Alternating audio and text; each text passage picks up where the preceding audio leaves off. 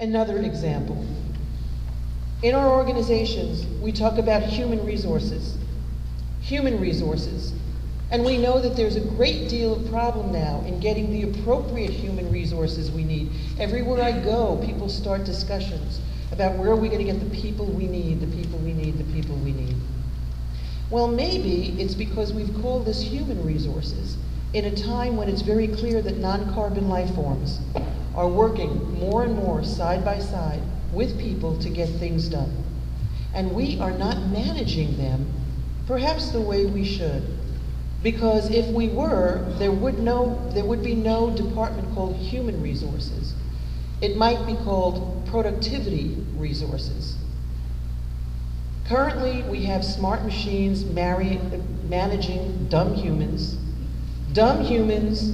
managing dumb machines, and we have smart people managing dumb machines, and every combination. But who hires these machines? They are workers, and they are increasingly doing the work around the world. Who hires them? IT or HR? Becomes a very interesting question.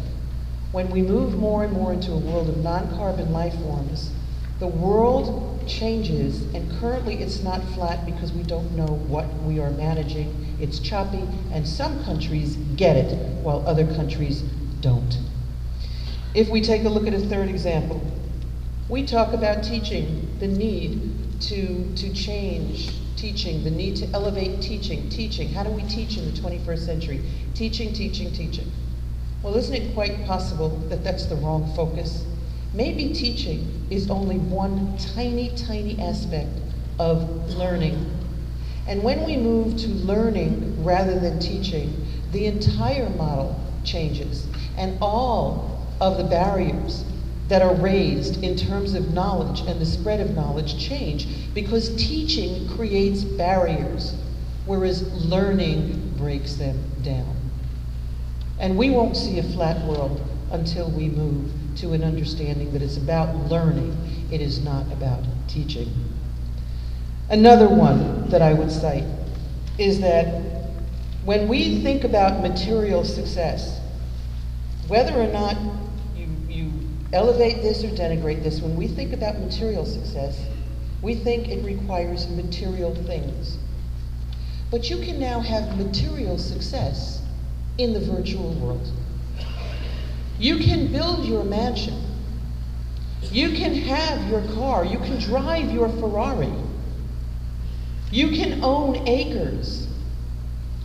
You can pollute all you want in a virtual world without investing anything in materiality. When we move there, we will have a flatter world. But currently, we're still stuck on thinking that material success is about material things, and the only way that we get over that is by convincing people material success is not important. Well, it is. It's important to a lot of people, but there may be other ways of getting there that we just have not focused on. And then the last one is that we talk about health. And you hear a great deal about health. And one of the reasons that the world is not flat is because when you focus on health, there are total discontinuities and there are total inequities in the distribution of health around the world. But if we shifted our focus instead to what health is a subset of, which is wellness, then we get into some interesting things, because there are concepts of wellness around the world that are not about various Western or Eastern models of health. They encompass it, but they are quite different from it. And so when we continue to focus on health, we will not get to a flat world.